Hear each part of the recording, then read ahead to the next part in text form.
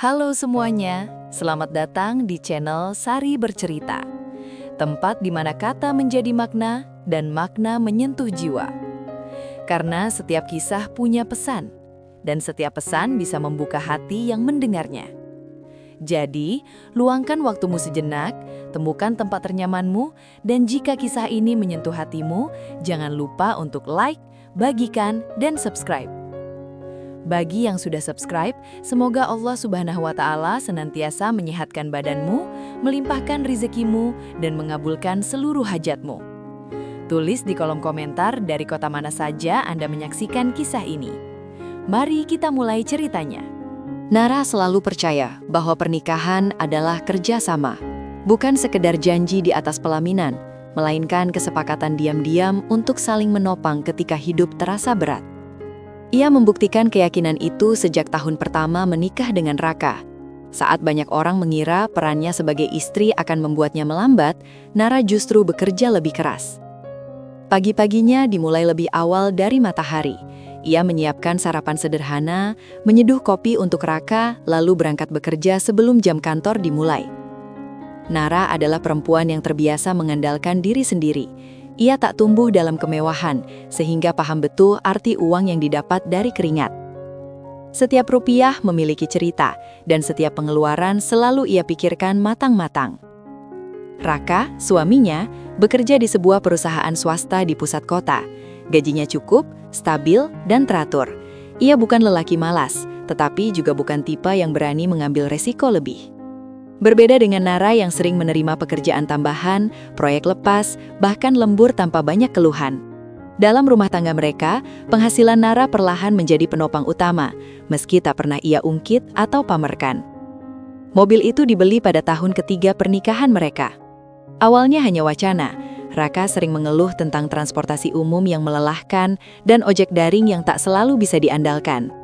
Nara mendengarkan, mencatat, lalu diam-diam menghitung. Ia tahu, jika menunggu Raka, rencana itu mungkin akan terus tertunda, maka ia mengambil keputusan sendiri, seperti yang sering ia lakukan dalam hidupnya. Ia menabung berbulan-bulan, mengurangi belanja yang tak perlu, menolak liburan, dan menahan keinginan kecil yang biasanya ia izinkan untuk dirinya sendiri. Setiap kali lelah, Nara membayangkan kemudahan yang akan mereka rasakan nanti. Ia membayangkan Raka tak perlu lagi kehujanan di jalan, membayangkan perjalanan mereka menjadi lebih nyaman. Hari ketika mobil itu akhirnya keluar dari dealer, Nara masih ingat jelas. Tangannya sedikit gemetar saat menandatangani berkas. Nama yang tertera sebagai pemilik sah adalah namanya sendiri, Nara. Bukan karena ia tak percaya pada suaminya, melainkan karena semua uang yang digunakan memang berasal dari hasil kerjanya. Raka menyetujuinya tanpa banyak komentar, hanya tersenyum dan mengucapkan terima kasih. "Itu mobil kita," kata Raka waktu itu. Nara mengangguk. Ia selalu percaya kata kita memiliki arti yang luas, bukan soal siapa pemilik di atas kertas, tapi siapa yang menjaga dan menghargainya. Mobil itu menjadi bagian dari rutinitas mereka. Setiap pagi Raka menggunakannya berangkat kerja. Setiap akhir pekan, mereka memakainya untuk belanja bulanan atau sekedar berkeliling kota tanpa tujuan. Nara merawat mobil itu dengan teliti, servis rutin, kebersihan interior, bahkan aroma pewangi mobil pun ia pilih sendiri. Baginya mobil itu bukan benda mati, ia adalah simbol dari perjuangan dan kepercayaan. Di mata orang lain, Nara adalah istri yang beruntung, punya suami bekerja kantoran, rumah tangga terlihat tenang, dan mobil pribadi. Tak banyak yang tahu bahwa semua kenyamanan itu berdiri di atas pundak seorang perempuan yang jarang mengeluh. Nara tak pernah merasa perlu menjelaskan. Ia menjalani hidupnya dengan tenang, yakin bahwa selama ia jujur dan bekerja keras, segalanya akan baik-baik saja. Namun, seiring waktu, Nara mulai merasakan sesuatu yang berbeda dari Raka. Bukan perubahan besar, melainkan hal-hal kecil yang sulit dijelaskan. Raka sering pulang dengan wajah lelah yang tak biasa. Jika dulu ia masih sempat bercanda atau bercerita tentang kantor, kini ia lebih sering diam. Ponselnya tak pernah jauh dari genggaman. Notifikasi yang masuk cepat-cepat ia matikan layarnya, seolah takut terbaca. Nara memperhatikan semuanya tapi memilih diam. Ia bukan tipe istri yang suka menginterogasi. Ia percaya, jika ada yang perlu dibicarakan, Raka akan bicara. Lagi pula, Nara terlalu lelah untuk mencurigai hal-hal yang belum tentu benar. Ia lebih memilih menyibukkan diri dengan pekerjaan dan urusan rumah. Mobil itu pun semakin sering berada di tangan Raka. Alasannya selalu masuk akal, rapat mendadak, lembur, atau tugas luar kota. Nara mengangguk, menyerahkan kunci tanpa pertanyaan. Baginya kepercayaan adalah fondasi. Sekali retak, sulit diperbaiki. Maka ia menjaganya sekuat mungkin. Di malam hari, saat Raka sudah tertidur, Nara sering duduk di ruang tamu menatap kunci mobil yang tergeletak di atas meja. Ia teringat bagaimana dulu kunci itu pertama kali ia pegang, dengan perasaan bangga dan lega. Ia tak pernah membayangkan bahwa benda kecil itu suatu hari akan membawa begitu banyak makna. Bagi Nara, mobil itu bukan sekedar alat transportasi. Ia adalah bukti bahwa perempuan bisa berdiri di atas kakinya sendiri tanpa menghilangkan perannya sebagai istri. Ia adalah hadiah untuk pernikahan yang ia rawat dengan kesabaran dan kerja keras. Nara belum tahu kepercayaannya sedang diuji. Ia belum tahu bahwa simbol yang ia bangun dengan jerih payah akan menjadi saksi dari perubahan yang tak bisa dihindari. Yang ia tahu saat itu hanya satu, ia telah melakukan yang terbaik sebagai istri dan sebagai manusia. Dan bagi Nara, selama ia masih memegang kendali atas hasil keringatnya sendiri, ia yakin, apapun yang terjadi nanti, ia tidak akan benar-benar kehilangan segalanya. Perubahan itu tidak datang seperti badai. Ia hadir pelan, nyaris tak terdengar. Seperti udara yang tiba-tiba terasa berbeda ketika malam turun. Nara merasakannya bukan lewat satu peristiwa besar, melainkan dari kumpulan hal kecil yang semula ia anggap sepele. Raka semakin sering pulang larut. Awalnya 1 atau 2 kali seminggu, dengan alasan lembur yang masuk akal. Proyek baru, laporan mendesak, atau rapat yang molor. Nara mengangguk setiap kali mendengarnya. Ia paham ritme kerja kantoran, paham bahwa tuntutan kadang datang tanpa ampun. Ia tak ingin menjadi istri yang cerewet dan penuh prasangka. Namun lama-kelamaan, kata lembur terdengar terlalu sering.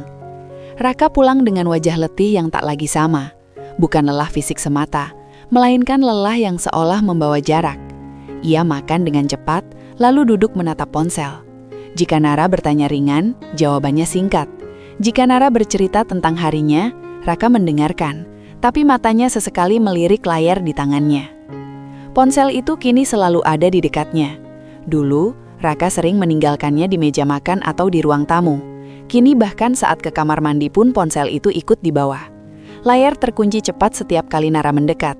Tidak pernah terang-terangan mencurigakan.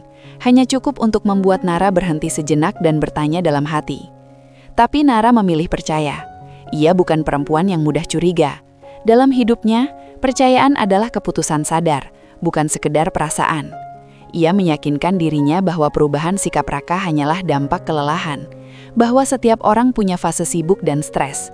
Nara tak ingin merusak ketenangan rumah hanya karena pikiran-pikiran yang belum tentu benar. Meski begitu, jarak itu terasa.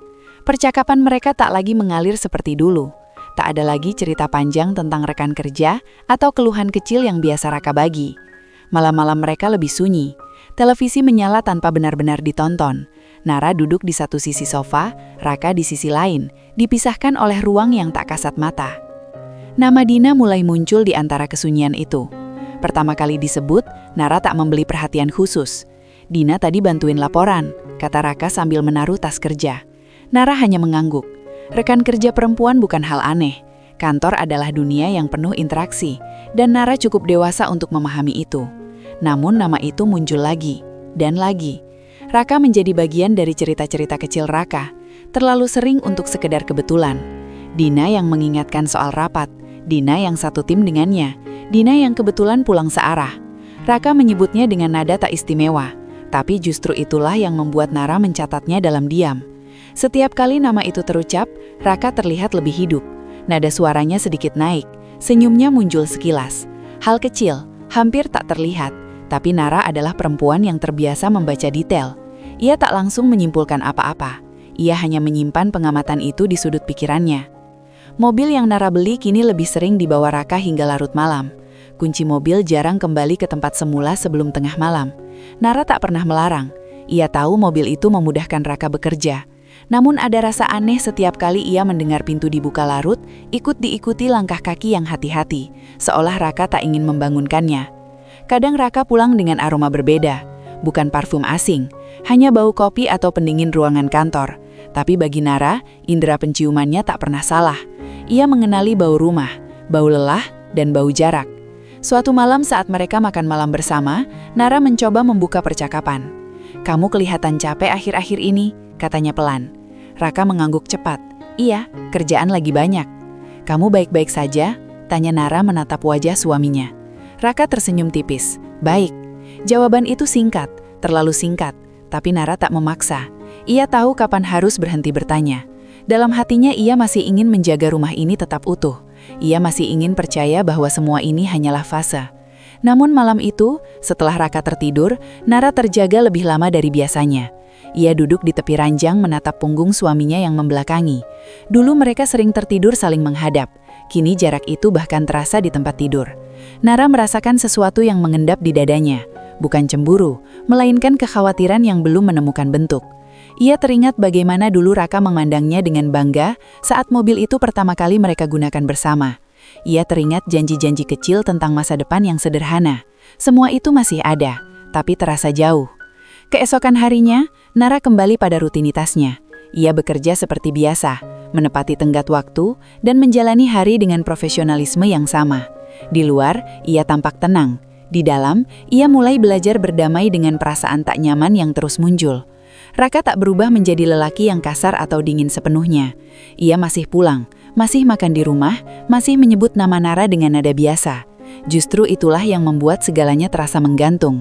Tak ada alasan kuat untuk marah, tak ada bukti untuk menuduh. Hanya jarak yang perlahan tumbuh. Dan di sela jarak itu, nama Dina terus muncul. Ringan, biasa, tapi terlalu sering untuk diabaikan. Nara memilih diam, ia memilih mengamati. Ia memilih percaya, meski kepercayaannya mulai diuji oleh perasaan yang tak bisa ia jelaskan sepenuhnya. Baginya, cinta bukan tentang mencurigai tanpa dasar, melainkan tentang memberi ruang sampai kebenaran menemukan jalannya sendiri. Ia belum tahu kemana perubahan ini akan membawa mereka. Yang ia tahu, ada sesuatu yang sedang bergeser. Dan seperti mobil yang melaju tanpa suara di malam hari, perubahan itu terasa, meski belum terlihat jelas arahnya. Waktu memiliki cara sendiri untuk mengungkapkan sesuatu tanpa kata. Ia tidak berteriak, tidak menunjuk, hanya menggeser jarum jam sedikit demi sedikit, sampai seseorang sadar bahwa ada yang tidak lagi berada di tempatnya. Nara mulai memahami itu ketika mobil yang ia beli dengan jerih payahnya semakin sering tak pulang tepat waktu. Raka berangkat pagi seperti biasa. Ia mencium kening Nara sekilas, mengambil kunci mobil, lalu pergi dengan alasan yang terdengar wajar. Ada rapat, ada pekerjaan luar, ada lembur yang tak bisa ditolak. Semua kalimat itu masuk akal jika berdiri sendiri. Namun ketika disusun berulang-ulang, ia mulai membentuk pola yang sulit diabaikan. Mobil itu jarang kembali sebelum malam benar-benar larut. Awalnya Nara mengira dirinya terlalu sensitif.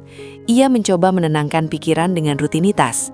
Pulang kerja, menyiapkan makan malam, membersihkan rumah. Ia berusaha tak terus-menerus menatap jam atau mendengar setiap suara dari luar. Namun semakin ia mencoba mengabaikan, semakin jelas rasa ganjil itu tumbuh. Raka tak pernah lupa memberi kabar, tapi kabar itu selalu datang terlambat. Pesan singkat berbunyi, "Masih di kantor." Kadang disertai alasan tambahan, kadang tidak. Nara membaca pesan-pesan itu tanpa membalas panjang. Ia tak ingin terdengar menuntut. Ia hanya mencatat waktu. Jam 7, jam 9, jam 11. Semua berlalu dengan kesunyian yang menekan. Suatu malam Nara menunggu hingga hampir tengah malam. Raka baru pulang ketika jarum jam mendekati angka 12. Wajahnya lelah, dasinya longgar, dan langkahnya sedikit ragu. Nara menyambutnya dengan senyum tipis, bukan karena tak ada rasa, tapi karena ia masih berusaha menjaga keseimbangan di rumah itu. "Capek?" tanyanya. "Iya," jawab Raka singkat. Tak ada cerita tambahan, tak ada keluhan. Raka langsung mandi dan tertidur tak lama kemudian. Nara duduk di ruang tamu menatap mobil yang terparkir di halaman. Mesin sudah dingin, tapi perasaannya tidak. Sejak malam itu, Nara mulai memperhatikan hal-hal yang sebelumnya luput. Raka semakin sering membawa mobil ke tempat-tempat yang jaraknya tak sesuai dengan alasan yang ia berikan. Pernah suatu sore, Raka mengatakan harus ke kantor cabang di sisi barat kota. Namun malamnya, saat Tanta sengaja Nara melihat aplikasi peta di ponsel yang tertinggal di meja, ia melihat riwayat lokasi yang mengarah ke sisi sebaliknya. Nara tidak langsung menyimpulkan apapun. Ia memejamkan mata sejenak, menarik nafas panjang, lalu mengembalikan ponsel itu ke tempat semula. Ia tahu, membuka lebih jauh tanpa izin hanya akan melukai dirinya sendiri jika ternyata ia salah. Nara memilih menyimpan informasi itu, membiarkannya mengendap bersama pertanyaan-pertanyaan yang belum punya jawaban. Mobil itu kini tak hanya terlambat pulang, tapi juga pulang dengan sisa-sisa cerita yang tak terucap. Kadang ada struk parkir dari gedung yang tak ia kenal. Kadang ada remah makanan di kursi penumpang yang bukan bekas mereka. Ia membersihkannya tanpa komentar. Tangannya bekerja otomatis, sementara pikirannya berusaha tetap tenang. Ia mengingatkan dirinya sendiri bahwa bukti bukanlah dugaan, bahwa pernikahan tak boleh dihakimi hanya dari perasaan. Namun intuisi Nara terus berbicara. Ia merasakannya saat Raka terlalu cepat mematikan ponsel ketika ia mendekat. Ia merasakannya saat Raka mulai menanyakan jadwal Nara dengan detail yang tak biasa. Seolah ingin memastikan kapan rumah kosong, kapan ia bebas bergerak. Nara tak langsung mengkonfrontasi. Ia memilih menjadi pengamat. Ia mencatat jam, tempat, dan alasan yang diberikan. Ia tidak mencurigai dengan emosi, melainkan dengan ketenangan yang dingin. Bagi Nara, kebenaran tak perlu dikejar dengan amarah. Ia akan datang sendiri jika waktunya tepat. Suatu sore, Raka pamit membawa mobil dengan alasan rapat mendadak. Nara mengangguk seperti biasa. Namun kali ini, ia memperhatikan jam lebih saksama. Raka pergi pukul 5, waktu yang terlalu awal untuk rapat malam. Ia menunggu. Jam 7 berlalu tanpa kabar. Jam 8, sebuah pesan masuk. Masih belum selesai. Nara membaca pesan itu tanpa membalas. Ia menatap jendela, mendengar suara kendaraan lalu lalang, dan merasakan ketenangan yang aneh. Ketenangan yang biasanya muncul ketika seseorang sudah terlalu lelah untuk berharap. Malam itu Nara tak memasak. Ia duduk di ruang tamu dengan lampu redup, ditemani secangkir teh yang tak lagi hangat. Ia tak marah, ia hanya merasa kosong. Ketika Raka akhirnya pulang, ia tak menanyakan apapun. Ia menyapa singkat lalu masuk kamar. Raka terlihat sedikit terkejut, mungkin karena tak ada pertanyaan, tak ada tatapan tajam. Tapi Nara sudah memutuskan sesuatu dalam dirinya. Ia akan berhenti menebak-nebak. Ia akan memastikan. Bukan dengan memata-matai secara membabi buta, bukan dengan emosi yang meledak, melainkan dengan kesabaran. Nara percaya, kebohongan selalu meninggalkan celah. Dan mobil itu, yang selalu dibawa Raka dengan alasan pekerjaan, perlahan menjadi penunjuk arah dari semua kejanggalan ini. Malam itu sebelum tidur, Nara menatap langit-langit kamar. Ia menyadari bahwa kepercayaannya tak lagi utuh seperti dulu. Namun ia juga tahu, selama ia belum memegang kebenaran sepenuhnya, ia akan tetap berdiri di tempatnya. Tenang, waspada, dan siap menerima apapun yang akan ia temukan. Mobil itu mungkin tak pulang tepat waktu, tapi Nara berjanji pada dirinya sendiri, ketika waktunya tiba, ia tidak akan datang terlambat untuk membela harga dirinya. Malam itu terasa berbeda sejak awal. Udara lebih berat, jalanan lebih lengang, dan firasat Nara tak bisa lagi ia abaikan. Ia tidak berniat mengikuti siapapun dengan emosi membabi buta. Ia hanya ingin memastikan apa yang selama ini mengganggu tidurnya. Maka ketika Raka pamit dengan alasan pekerjaan yang terdengar terburu-buru, Nara mengangguk seperti biasa, lalu mengambil keputusan yang sudah lama mengendap di dadanya. Ia menunggu beberapa menit sebelum keluar rumah. Nara mengemudi dengan tenang, mengikuti arah yang selama ini ia curigai. Lampu-lampu jalan memantul di kaca depan, dan pikirannya terasa jernih dengan cara yang aneh. Tidak ada air mata, tidak ada doa yang terbata. Hanya keteguhan seorang perempuan yang siap menerima apapun yang akan ia lihat. Mobil Raka terparkir di area yang jarang dilewati orang. Sebuah lahan kosong di belakang gedung perkantoran yang sebagian lampunya sudah dimatikan. Nara memarkir mobilnya agak jauh, mematikan mesin, lalu duduk sejenak. Jantungnya berdetak stabil. Ia tidak tergesa. Ia ingin memastikan dengan mata kepalanya sendiri. Ketika ia melangkah mendekat, ia melihatnya. Mobil itu, mobil yang ia beli dengan jerih payahnya, terparkir dengan lampu kabin menyala redup. Di dalamnya ada dua sosok. Raka di kursi pengemudi, seorang perempuan di sampingnya. Kepala mereka condong, jarak yang terlalu dekat untuk sekedar rekan kerja yang berbagi cerita ringan. Nara mengenali perempuan itu tanpa perlu diperkenalkan. Dina. Nama yang terlalu sering terucap, kini menjelma menjadi wajah yang nyata. Langkah Nara mantap. Sepatunya menghantam aspal dengan bunyi yang terdengar jelas di keheningan. Ia berdiri tepat di samping pintu mobil, mengetuk kaca dengan ujung jarinya, pelan tapi cukup untuk memecah dunia kecil yang sedang mereka bangun. Raka menoleh. Wajahnya berubah pucat. Dina tersentak, menjauh sedikit. Matanya membesar seperti tertangkap basah oleh sesuatu yang tak pernah ia bayangkan akan terjadi. Lampu kabin terasa terlalu terang sekarang, menelanjangi ekspresi mereka tanpa ampun. Nara memberi isyarat agar pintu dibuka. Raka keluar dari mobil dengan gerakan kaku. Dina tetap di dalam, tangannya menggenggam tas, napasnya pendek-pendek. Tak ada teriakan dari Nara, tak ada makian. Suaranya justru tenang ketika ia berbicara. Dan ketenangan itu terasa lebih menyakitkan daripada amarah. Jadi, ini alasan mobilku sering tak pulang tepat waktu, kata Nara, matanya bergantian menatap Raka dan Dina. Raka membuka mulut lalu menutupnya lagi. Kata-kata seolah menolak keluar. Nara tersenyum tipis, senyum yang tak membawa kehangatan. Tak perlu menjelaskan, aku melihat sendiri. Dina akhirnya membuka pintu dan keluar, berdiri canggung di samping mobil. Wajahnya menunduk tapi itu tak membuat Nara luluh, justru sebaliknya. Semua potongan yang selama ini berserakan, kini menyatu dengan rapi. Rekan kerja ya? Atau itu hanya judul yang kalian pakai supaya terlihat wajar? Dina menelan ludah. Mbak, aku tidak bertanya. Ia kembali menatap Raka. Tatapannya tajam, bukan karena benci, melainkan karena kekecewaan yang sudah melewati batas air mata. Di dalam mobil ini, katanya pelan, aku menabung berbulan-bulan. Aku mengurangi diriku sendiri supaya kamu bisa nyaman, dan kamu memilih menjadikannya tempat bersembunyi. Raka mengeleng cepat. Nar, ini nggak seperti yang kamu pikir. Jangan meremehkanku. Kalau tidak seperti yang kupikir, kalian tidak akan duduk sedekat itu di tempat sesepi ini. Sunyi menyergap, hanya suara kendaraan jauh yang sesekali melintas. Dina menatap tanah, sementara Raka memejamkan mata sebentar, seolah berharap adegan ini menghilang ketika ia membukanya lagi. Nara melangkah lebih dekat, jaraknya kini cukup untuk membuat Raka mundur setengah langkah. Aku tidak datang untuk berkelahi, aku datang untuk mengakhiri kebohongan. Ia menunjuk mobil itu dengan telunjuk yang mantap.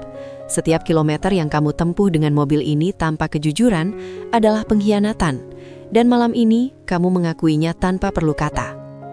Raka terdiam, tidak ada pembelaan yang tersisa, tidak ada alasan yang cukup kuat untuk berdiri di hadapan kenyataan yang telanjang. Dina mengangkat wajahnya sebentar, menatap Nara dengan mata berkaca-kaca. Aku minta maaf, ucap Dina lirih. Nara menoleh sebentar. Maaf tidak mengubah pilihan, katanya singkat, dan pilihanmu sudah jelas.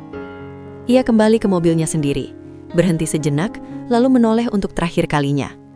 Aku tidak akan membuat keributan, tapi jangan salah mengartikan ketenanganku sebagai kelemahan. Kunci mobil di tangannya beradu pelan. Malam ini, aku pulang dengan kebenaran, dan itu sudah cukup. Tanpa menunggu jawaban, Nara masuk ke mobilnya. Mesin menyala, lampu depan menembus gelap, meninggalkan Raka dan Dina berdiri dalam cahaya yang memudar. Saat Nara melaju pergi, dadanya terasa sesak, bukan karena ragu, melainkan karena kepastian. Fakta pengkhianatan itu kini tak terbantahkan. Dan di balik kemudi, Nara menangis untuk pertama kalinya malam itu. Diam, tertib, tanpa suara, seperti caranya menghadapi segalanya, dengan kendali penuh atas dirinya sendiri. Rumah terasa asing meski tak ada yang berubah secara fisik. Pagi itu, cahaya matahari masuk melalui celah jendela dengan cara yang sama seperti hari-hari sebelumnya. Namun Nara merasakannya berbeda. Ada kesunyian yang menggantung, bukan karena tidak ada suara, melainkan karena terlalu banyak hal yang tak lagi perlu diucapkan. Raka pulang menjelang subuh.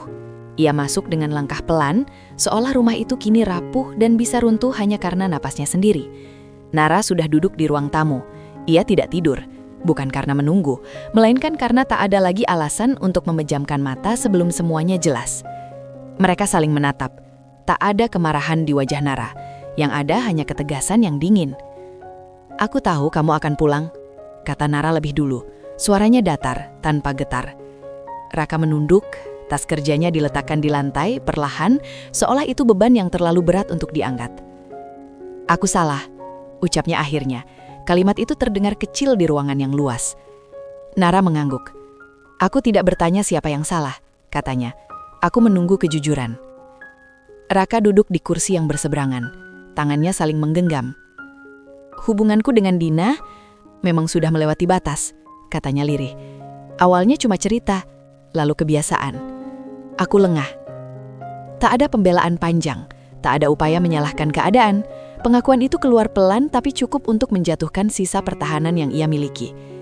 Nara mendengarkan tanpa memotong.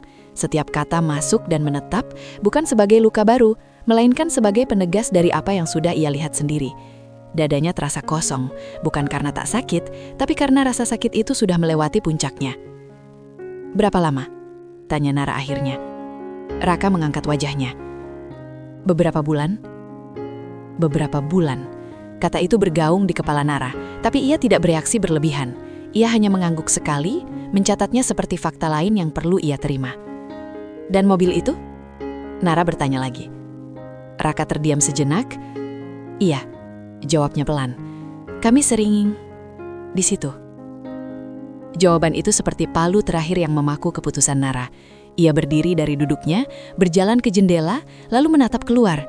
Udara pagi tampak jernih, seolah dunia di luar tak peduli pada kehancuran kecil yang terjadi di dalam rumah itu. "Aku sudah berbicara dengan Dina," lanjut Raka, mencoba mengejar ketenangan yang tak lagi ada. Dia minta maaf. Dia bilang tidak akan menghubungiku lagi." Nara menoleh perlahan. "Itu keputusannya atau keputusanku?"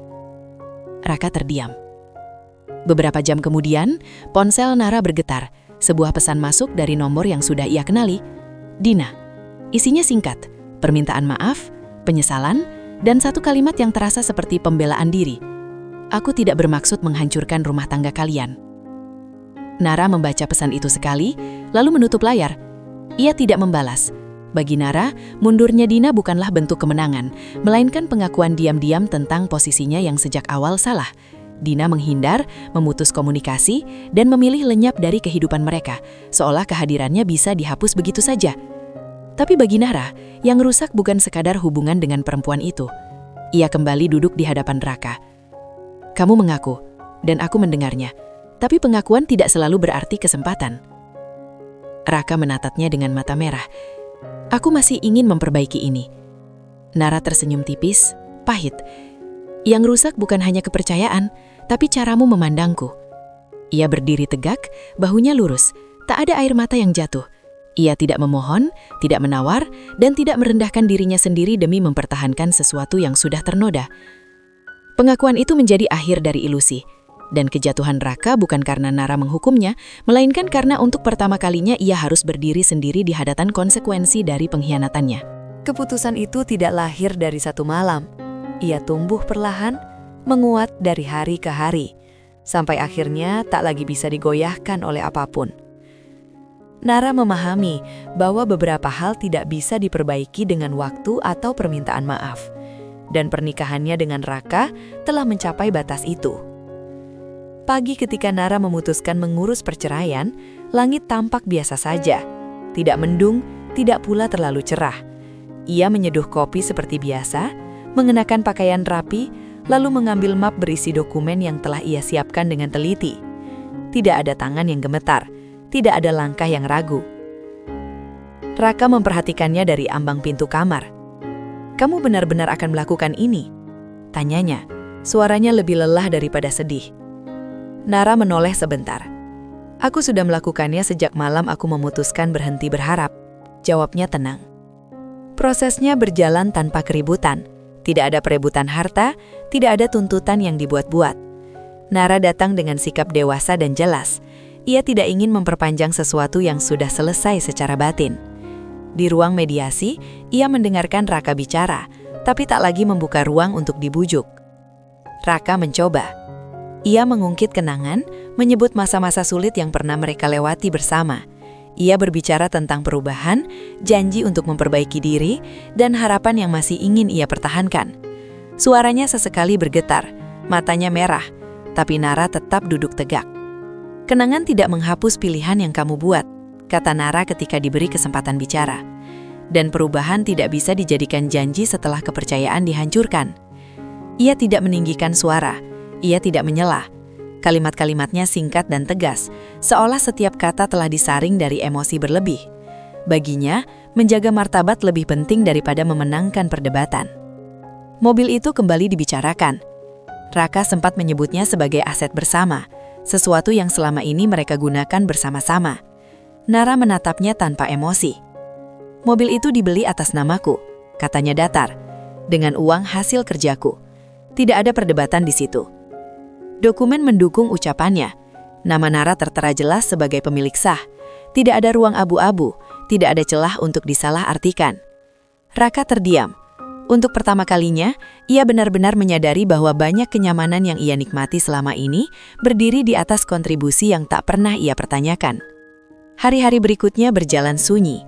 Mereka masih berada di rumah yang sama untuk sementara waktu, tapi jarak di antara mereka tak lagi menyisakan harapan.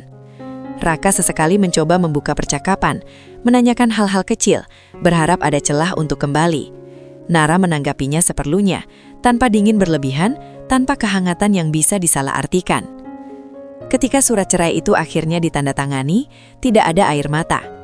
Nara memegang pulpen dengan tangan mantap. Namanya tertera jelas di atas kertas, bukan sebagai istri yang ditinggalkan, melainkan sebagai perempuan yang memilih keluar dengan kepala tegak. Raka menandatangani setelahnya, lebih lambat, seolah setiap goresan tinta adalah pengakuan terakhir atas kegagalannya menjaga pernikahan. Hubungan itu resmi berakhir di mata hukum. Namun bagi Nara, akhir yang sesungguhnya telah terjadi jauh sebelumnya, saat ia memutuskan bahwa harga dirinya tidak bisa ditawar. Setelah semua selesai, Nara mengemas barang-barangnya. Ia tidak mengambil yang bukan miliknya. Ia hanya membawa yang ia bangun sendiri. Kunci mobil kini berada di tangannya. Ia menatap mobil itu lama, bukan dengan amarah, melainkan dengan kesadaran penuh. Mobil itu pernah menjadi simbol kepercayaannya. Kini, ia menjadi pengingat bahwa segala sesuatu yang dibangun dengan jerih payah tak boleh diserahkan pada orang yang tak menjaganya. Raka berdiri di teras saat Nara bersiap pergi. "Aku menyesal," katanya, kesekian kalinya. Nara mengangguk pelan. "Penyesalanmu valid," jawabnya. "Tapi itu tidak mengubah keputusanku." Ia masuk ke mobil, menyalakan mesin, dan melaju perlahan. Tidak ada klakson, tidak ada lambaian tangan, hanya jarak yang semakin melebar di kaca spion. Secara emosional, Nara sudah selesai. Ia tidak menyimpan dendam, ia juga tidak berharap Raka menderita. Yang ia inginkan hanya satu, hidup yang jujur pada dirinya sendiri. Perceraian itu bukan kekalahan, melainkan batas yang ia pasang agar tak lagi dilukai dengan cara yang sama. Di jalan, Nara merasakan ketenangan yang belum pernah ia rasakan sebelumnya. Bukan karena bebas dari masalah, tetapi karena ia tahu kemana ia berdiri. Hubungan itu telah berakhir, secara hukum, secara perasaan, dan secara pilihan. Dan untuk pertama kalinya setelah waktu yang lama, Nara merasa benar-benar milik dirinya sendiri. Pagi itu, Nara berdiri di depan mobil yang kini terparkir rapi di halaman rumah barunya. Rumah kecil, sederhana, tapi sunyi dengan cara yang menenangkan. Tidak ada bayangan masa lalu di dindingnya. Tidak ada suara yang mengingatkan pada janji-janji yang pernah patah. Hanya ada dirinya sendiri, utuh, sadar, dan berdaulat atas hidupnya. Mobil itu masih tampak seperti dulu. Catnya terawat, mesinnya halus, interiornya bersih. Tidak ada bekas fisik dari pengkhianatan yang pernah terjadi di dalamnya. Justru itulah yang membuat Nara tahu bahwa yang harus dilepaskan bukanlah benda itu, melainkan makna yang pernah ia tanamkan di dalamnya. Ia memasang iklan penjualan tanpa ragu. Tidak ada drama, tidak ada nostalgia berlebihan. Ia memotret mobil itu dari beberapa sudut, menuliskan spesifikasi dengan jujur, lalu menutup aplikasi dengan perasaan ringan. Mobil itu telah menjalankan fungsinya. Kini saatnya berpindah tangan. Beberapa hari kemudian, seorang pembeli datang. Lelaki paruh baya yang tampak teliti dan sopan. Mereka berbincang singkat, membahas kondisi mesin, riwayat servis, dan harga yang sudah disepakati. Nara menjawab semua pertanyaan dengan tenang. Ketika akhirnya transaksi terjadi, ia menyerahkan kunci dengan tangan yang mantap. Tidak ada air mata. Saat mobil itu keluar dari halaman, Nara berdiri diam, menatapnya hingga menghilang di ujung jalan. Bukan kesedihan yang ia rasakan, melainkan kelegaan. Seolah satu bab yang selama ini membebani dadanya, akhirnya tertutup rapat. Uang hasil penjualan itu tidak ia simpan sebagai pengingat pahit. Nara menggunakannya untuk membangun kembali hidupnya. Ia melunasi beberapa rencana yang dulu tertunda, menyewa ruang kerja kecil yang nyaman, dan mendaftarkan diri pada pelatihan yang sejak lama ingin ia ikuti. Setiap rupiah digunakan dengan kesadaran penuh, bukan untuk melarikan diri dari masa lalu, melainkan untuk melangkah maju. Hari-harinya kini diisi dengan ritme yang ia kendalikan sendiri. Pagi yang dimulai tanpa kecemasan menunggu kabar, malam yang berakhir tanpa pertanyaan tak terjawab. Nara menemukan kembali dirinya yang dulu, perempuan yang percaya pada kerja keras dan kejujuran. Sementara itu, kehidupan Raka berjalan dalam sunyi yang berbeda. Ia kembali ke rutinitas lamanya, tapi tanpa fasilitas yang dulu ia nikmati. Tidak ada lagi mobil yang selalu siap mengantarkannya kemanapun. Ia kembali bergantung pada transportasi umum, pada jadwal yang tak bisa ia atur sesuka hati. Kenyamanan yang pernah ia anggap biasa kini terasa mahal. Lebih dari itu, Raka kehilangan sesuatu yang tak bisa diganti. Bukan sekedar kendaraan, melainkan kepercayaan seorang perempuan yang pernah berdiri di sisinya tanpa syarat. Ia menyadari bahwa semua kemudahan itu bukan hak yang otomatis ia miliki, melainkan hasil dari kesetiaan dan kerja keras orang lain, sesuatu yang baru terasa nilainya setelah hilang. Nara tidak mengikuti kabar Raka. Ia tidak mencari tahu, tidak menoleh ke belakang. Baginya masa lalu tidak perlu dihakimi berulang kali. Ia telah membuat pilihan, dan pilihan itu membawanya pada kedamaian yang sederhana tapi nyata.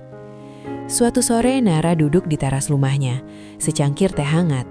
Matahari condong ke barat, langit berwarna keemasan. Ia menghela napas panjang, bukan karena lelah, melainkan karena syukur. Hidupnya tidak sempurna, tapi jujur. Ia teringat satu hal yang kini ia pahami sepenuhnya, bahwa cinta tidak seharusnya mengorbankan harga diri, bahwa kepercayaan adalah fondasi, bukan bonus, dan bahwa setiap kenyamanan yang dibangun dari jerih payah seseorang tidak boleh dikhianati. Mobil itu telah pergi, tapi hidup Nara justru kembali. Ia melangkah tanpa beban, tanpa dendam, tanpa kebutuhan untuk membuktikan apapun pada siapapun. Keberaniannya untuk melepaskan menjadi pintu bagi masa depan yang lebih sehat. Dan disitulah pesan itu berdiri dengan jelas, tanpa perlu diteriakan. Pengkhianatan bukan hanya mengakhiri cinta, tapi juga hak atas kenyamanan yang dibangun dari kepercayaan orang lain. Harga diri yang dijaga dengan tegas akan selalu membawa seseorang kembali pada hidup yang lebih jujur dan bermartabat. Pesan moral. Pengkhianatan bukan hanya melukai perasaan, tetapi juga menghapus hak atas kepercayaan dan kenyamanan yang dibangun dari jerih payah orang lain. Harga diri yang dijaga dengan tegas akan selalu membawa seseorang kembali pada hidup yang lebih jujur dan bermartabat. Pendengar setia Sari Bercerita, itulah kisahnya. Perlu kami sampaikan bahwa cerita ini adalah karya fiksi yang dibuat semenarik mungkin agar terasa nyata. Namun tujuannya adalah untuk diambil hikmah dan pelajaran berharganya. Terima kasih sudah mendengarkan cerita kali ini sampai akhir. Jika kalian menyukai cerita ini, jangan lupa tinggalkan komentar, berikan like, dan subscribe channel Sari Bercerita untuk cerita-cerita menarik lainnya. Sampai jumpa di cerita berikutnya.